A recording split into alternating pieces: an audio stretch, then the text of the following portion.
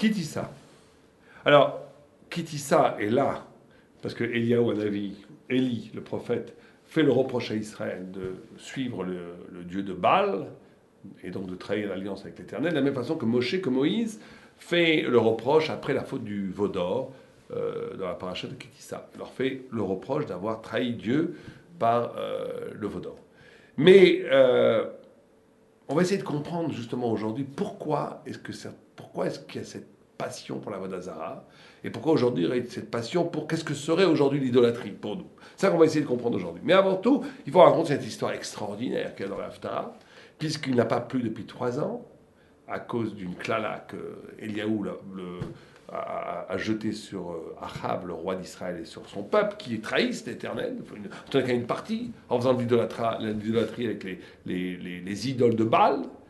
Et Eliaou Hanavi revient avec son bâton, et Ovadia, un Eved Hashem, quelqu'un qui est bien, qui a protégé les prophètes en les mettant 50 dans une caverne, et 50 d'autres dans une caverne en leur donnant à manger, parce que Achab et Isabelle étaient en train d'être chochet, de tuer tous les prophètes d'Israël. Ils ont fait la guerre contre Dieu. Il arrive au bout de 3 ans, il dit, va dire à Achab qu'il y aura de la pluie en Israël. La pluie revient en Israël. Et on va dire, mais si j'y vais, il va me tuer. Ça fait 3 ans qu'il te cherche partout, qu'il a mis les plus grands fins, les fins limiers à tes trousses. Tous les détectives et les commissaires de police sont en train de te chercher. Si j'y vais et que je dis que je t'ai trouvé, que tu ne viennes pas, il va me tuer. Et Eliaou Hanavi jure en lui disant, je serai ce soir devant le roi d'Israël et je lui annoncerai que la pluie revient. Comme, on va dire, il est un croyant, il croit le prophète, il y va, il annonce. Et effectivement, il arrive, et quand il arrive, Achab qui est un chutzpan, dit à Eliaou Hanavi, voici le perturbateur d'Israël. C'est toi qui nous as arrêté la pluie pendant 3 ans. On a pu arriver, il y avait une famine terrible en Israël. Il lui dit, c'est toi le perturbateur. Toi, le roi d'Israël, qui a trahi l'alliance avec Dieu. Mais tu auras la pluie. Mais pendant, il dit, je veux, avant que la pluie arrive, je veux que vous convoquiez les 450 prophètes des idoles de Baal, et que vous fassiez un hôtel, qu'ils fassent un hôtel, et que moi, seul, devant eux, je fasse un hôtel. Et il dit donc devant le peuple entier, Élie, il dit, arrêtez de danser sur 2 fils à la fois, on pourrait dire ça aujourd'hui, parce qu'en vérité, les Juifs aimaient Dieu aussi, ils faisaient Shabbat, mettaient des filines, mais ils voulaient faire aussi de l'idolâtrie, les deux en même temps. Et à ce moment-là, il dit une phrase incroyable. Eliaou Élie dit, ou bien aimer Dieu jusqu'au bout, ou bien oublier Dieu, aller à Baal, mais ne jouez pas sur 2 côtés. Comme si le fait de jouer sur 2 côtés est encore pire. C'était une profanation de la Torah encore pire. Comme si la Torah pouvait avoir une maîtresse absolument laide qui l'idolâtrait à côté. C'est impossible. Une concurrente. Et il dit, écoutez, je vous propose quelque chose.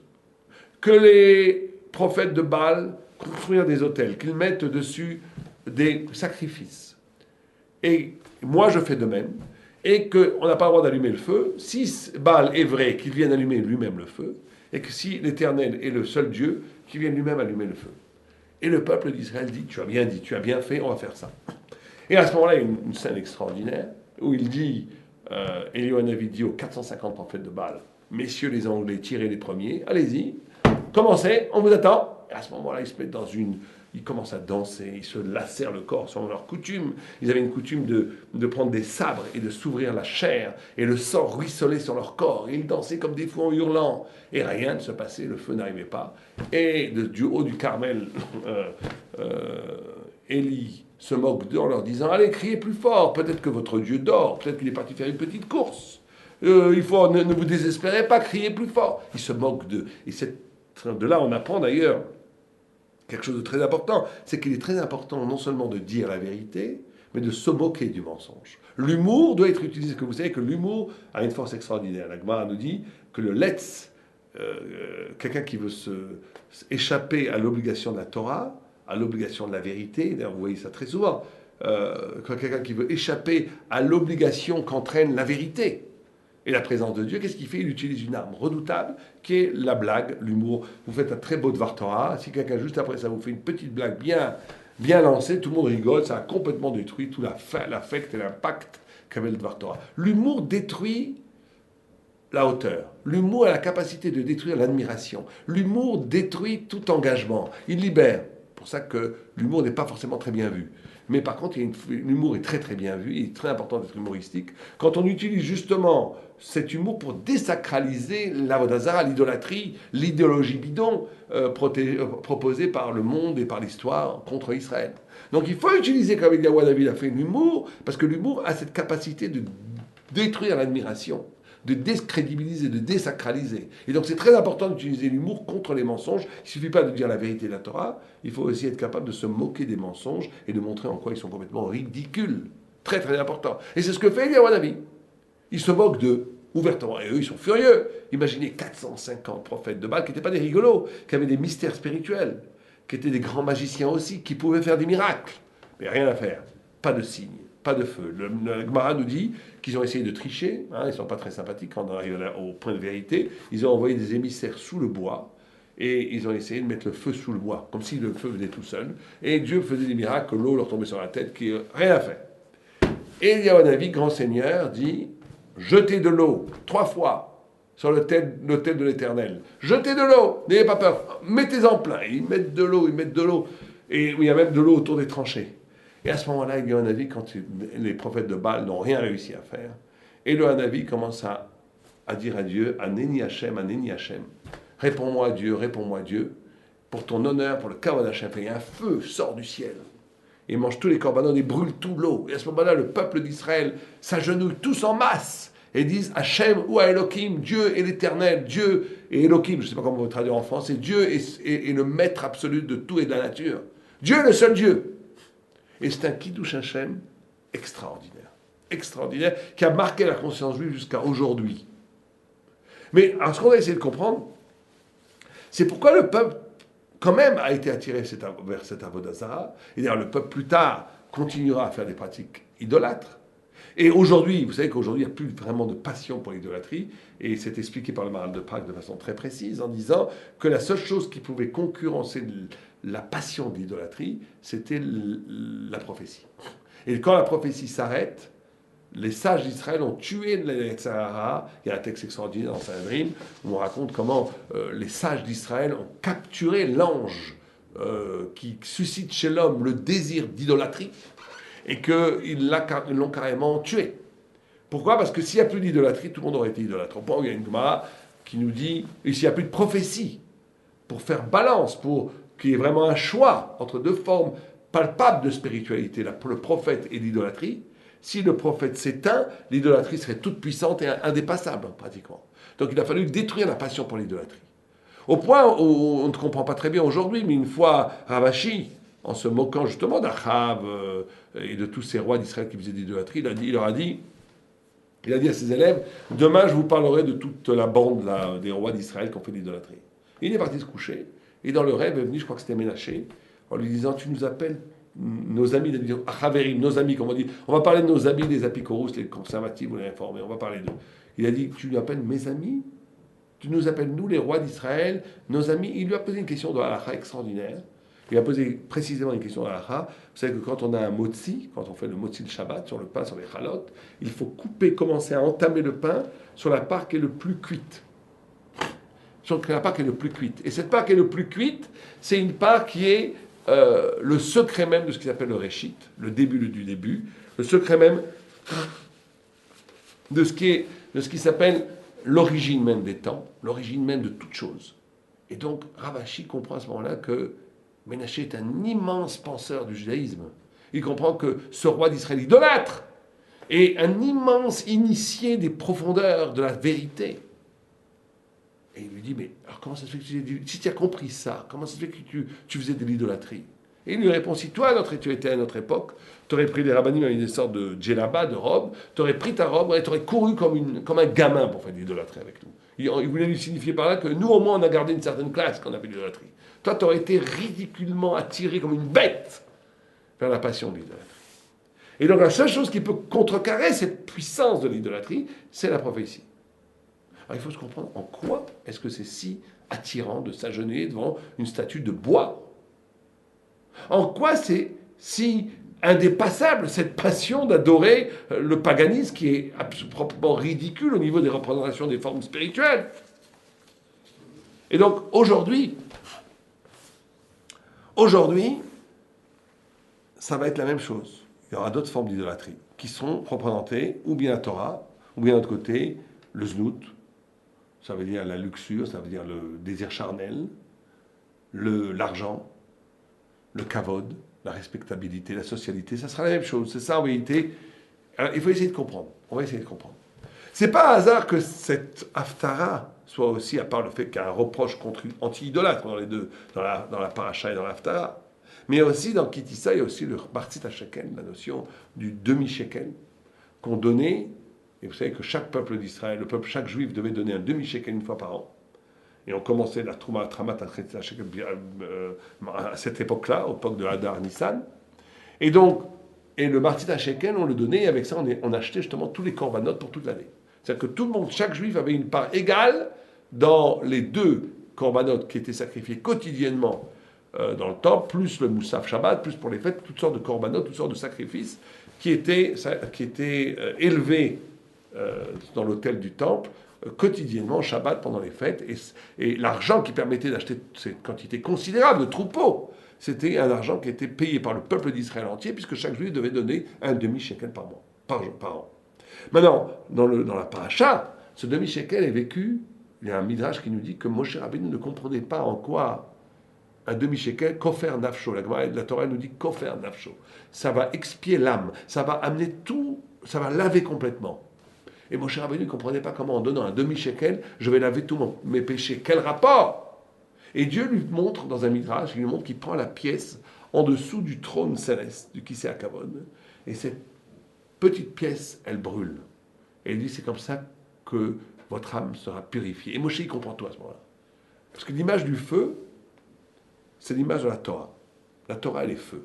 Or, l'image du feu, si on fait bien attention à la symbolique du feu, il rend toutes les autres choses feu. Le feu a cette capacité de rendre tout feu.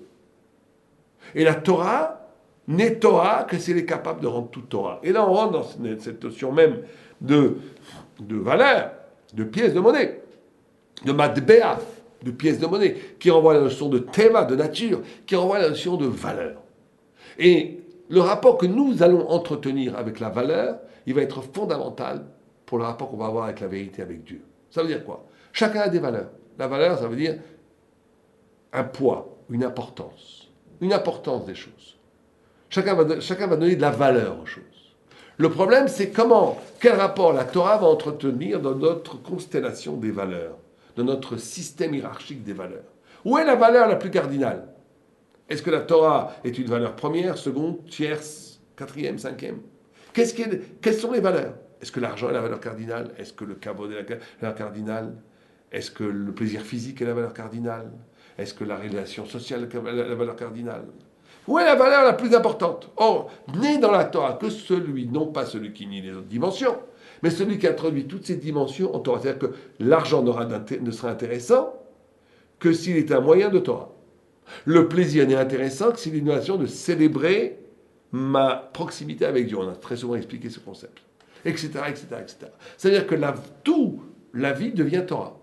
Comme le Martzit HaShekel. Et là, on rentre dans le secret le plus profond d'Haftarah. C'est que l'homme est double. L'homme a une dimension basse et une dimension haute. C'est pour ça que par Yatzeh, il y a deux Yud, il y a deux dimensions dans l'homme. Il y a une dimension qui est la dimension du corps, de l'ego, de l'évidence de soi-même. Quelle horreur en vérité. Et il y a la dimension de l'âme, qui est la beauté de l'homme ou de la femme ou de l'enfant, qui est la grandeur. Et là, on va avoir un grand problème dans la vie. C'est que la plupart d'entre nous, et la plupart des gens, vont, par commodité, s'identifier à la part basse d'eux-mêmes, parce qu'elle est immédiate, elle est là. Et il faut bien comprendre une chose. C'est ça qu'il faut. Si on doit comprendre une chose, c'est que cette chose-là qu'il faut comprendre. C'est que notre façon d'exister, notre façon de nous placer dans l'existence, notre façon d'entretenir des rapports qu'on va avoir avec les autres, avec l'argent, avec le plaisir, avec tout ce qui nous entoure, avec nous-mêmes, va ouvrir ou fermer ce que la Kabbalah appelle des mochim. Des mochim, ça veut dire des compréhensions intellectuelles, spirituelles. Ça veut dire que la façon dont je vais me conduire intérieurement, la façon dont je vais choisir des petits choix perceptibles, des petits choix qui ont l'air de rien du tout, mais qui vont faire basculer la vie autre part, et l'éternité autre part. J'ai décidé à un moment, j'en ai marre, j'ai été trop sympa, je vais être égoïste. Maintenant, à partir de maintenant, je ne fais plus les choses que pour moi. Des petites choses comme ça qui ont l'air de rien, qui sont en vérité un enterrement première classe de la vie et de l'éternité. Quand je fais ça, ça va complètement me réduire le CRL. Il y a des gens qui disent, je ne comprends pas. J'étudie la Torah, je ne comprends pas. Mais ils ne comprennent pas parce que profondément, ils n'ont jamais été capables de se connecter avec une partie haute d'eux-mêmes. Ils sont dans une partie, or, dans cette partie basse d'eux-mêmes, où ce qui est le plus important avant tout, c'est moi, mon intérêt, mon argent, mon plaisir, mon kavod. Quand on est dans ce monde-là, l'esprit est complètement fermé. Ce qu'on appelle les mochim en Kabbalah ne sont pas ouverts, donc on ne peut rien comprendre de la Torah. C'est normal. On ne peut rien comprendre de la Torah. C'est absolument normal, c'est corollaire. Ça va en même temps. C'est très simple. Un homme qui sera un homme d'argent, il va dire, chaque chose a un prix. Quelqu'un qui est un homme qui aime le confort, il va dire, qu'est-ce que la Torah m'apporte? Pourquoi est-ce que je ferai la Torah? Qu'est-ce qu'elle me donne? Un homme qui aime, même ceux qui aiment les choses d'intelligence, vont dire, comment, en quoi la Torah va me rendre plus cultivé, plus intelligent? Quel concept succulent je peux prendre à la Torah? Tout ça, c'est des dispositifs existentiels, même si ça a l'air sympathique, complètement bidons. Parce qu'à la fin, la seule chose qui existe, c'est mon petit moi, et le petit moi est tout petit, l'ego il est tout petit, c'est un minable, l'ego est un minable, et donc on vit dans cette minabilité, on vit dans le minable, et donc c'est normal que quand on vit dans le minable, on ne peut pas s'ouvrir à la grandeur de la compréhension de la Torah. Il ne faut pas s'étonner qu'on ne comprenne rien devant une Gemara, il ne faut pas s'étonner qu'on n'est pas capable de produire des concepts spirituels, il ne faut pas s'étonner, on vit dans le minable de l'ego. Et la posture intérieure va complètement influencer les lumières extérieures. Et donc, c'est ça la passion de l'idolâtrie, qui est reconduite aujourd'hui par d'autres formes de projection palpable, parce que la force de l'idolâtrie, c'est que c'est palpable, c'est que je le vois, c'est que ça correspond de façon immédiate à moi. C'est ça l'idolâtrie. Et ça, c'est la façon immédiate dont l'homme se trahit la deuxième dimension de la hauteur en lui, la beauté. Croire en soi, croire à l'immense étendue spirituelle intérieure qui est en moi. Quand je peux croire à ça, alors, quand je crois vraiment à ça, il y a un destin spirituel qui s'ouvre à moi. Mais l'idolâtrie, c'est quoi? C'est-à-dire, moi, je ne crois pas à ce que je ne vois pas. Je ne crois pas à ce qui n'est pas évident. Je ne crois pas à ce qui n'est pas touchable, ce qui n'est pas palpable. Maintenant, sur le moment, je veux pouvoir toucher tout de suite quelque chose qui correspond à l'évidence de moi-même, qui est l'ego. Et donc, ce qui était effectif d'un point de vue beaucoup plus fort dans les temps bibliques, qui était l'idolâtrie. L'idolâtrie, c'était pour eux quelque chose de pratiquement indépassable comme etc. Parce que c'est imaginer, c'était beaucoup plus grand qu'aujourd'hui, le kavod social, l'argent, le plaisir physique, qui sont des grandes nullités de la fin des temps, avant que le Messie vienne. Mais eux, c'était beaucoup plus fort. Parce que eux, c'était imaginer que vous ayez la capacité de vivre Sinaï, de vivre une expérience intensive, de révéler toute la puissance spirituelle et énergétique qui est en vous, de pouvoir la voir, de pouvoir la mettre dans une petite cage, de pouvoir en faire une vérité spirituelle vivante. C'est un peu comme aujourd'hui dans les médias, les films, c'est-à-dire qu'on va projeter dans une petite cage de lumière tous les fantasmes, toute la puissance cérébrale, intellectuelle, spirituelle même, d'une beauté domptée qui correspond à mon besoin. Et l'idole me sert quand j'ai besoin. L'idole, en fin de compte, il faut bien comprendre que l'idolâtre, en fin de compte, il ne sert que lui-même. La seule chose qui veut servir au bout, c'est que lui-même. Alors que la Torah, c'est l'ouverture d'un ailleurs, d'une transcendance, d'une blessure dans l'image narcissique de soi-même. La capacité d'être envahi par un déluge de lumière et donc de dénucléariser, de m'ouvrir complètement à quelque chose qui est en fin de compte beaucoup plus moi-même que l'ego, mais qui au début est vécu comme un danger pour mon autonomie et pour mon unité. Et donc ce qu'il faut bien comprendre, c'est qu'aujourd'hui on est confrontés tous au même problème.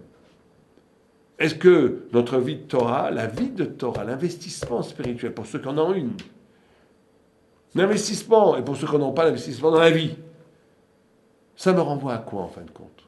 Ça me renvoie à quoi? Est-ce que ça me renvoie à une répétition constante d'une affirmation à être, et donc je tourne en rond, je patine sur place, je ne bouge pas. La seule chose qui fait, j'ai tellement peur de me perdre que je ne bouge pas. Je suis tétanisé par une vie qui ne fait que répéter une affirmation ridicule de j'ai le droit, j'ai le droit, j'ai le droit, je veux, donnez-moi, donnez-moi, donnez-moi. Bon. C'est ça la vie. Ou bien je m'engage dans un destin de spiritualité, vers une rampe de lumière, vers quelque chose qui m'amène dans une sorte d'épopée inconnue qui est mon âme, tout simplement mon âme. Pour ça, il faut être capable de lâcher les représentations premières. Il faut être capable de perdre un peu la maîtrise, de perdre ce qui, au début, semblait pratique, palpable, efficace. Il faut rentrer dans une logique de on se perd un peu. Toute personne qui va vers la vérité, à un moment donné, descend. Descend parce qu'il perd tous ses repères. Mais après, il arrive à une énergie vraie, celle qui est divine, la vérité elle-même, qui le fait monter. Quand il monte à ce moment-là, il comprend que le pauvre, où il était avant, c'est tout à fait pitoyable. Et donc c'est le choix fondamental que chacun d'entre nous doit faire en ce Shabbat, quand on lit l'Haftara, d'aller vers Eliyahu Hanavi, de se moquer des idolâtres. De se moquer, quand on dit de se moquer des idolâtres, c'est de se moquer de l'idolâtrie qui est en nous avant tout. De se moquer de cette idolâtrie qui accorde de l'importance, de la puissance à toutes ces leurres qui sont l'argent, la réussite sociale, même l'affection, tout ce que les gens ils vivent dans la petitesse, la famille, même la famille, tout ça, c'est très bien. Je ne sais pas que la famille c'est mal, la famille c'est très bien. Mais si ça devient une raison de vivre, c'est de l'idolâtrie. Les gens qui disent, moi je vis que pour mes enfants, ils ne se rendent pas compte qu'ils font une sorte d'idolâtrie. On ne vit pas que pour ses enfants. On vit pour devenir soi-même un Eved Hachem. Ça veut dire, il faudrait traduire, on vit pour être soi-même une rampe de lumière vers l'infini qui est Dieu. Quelqu'un qui dit je ne vis plus pour moi, je ne vis, à moins que ça soit complètement altruiste et que c'est comme ça qu'il vit sa grandeur, ça c'est autre chose.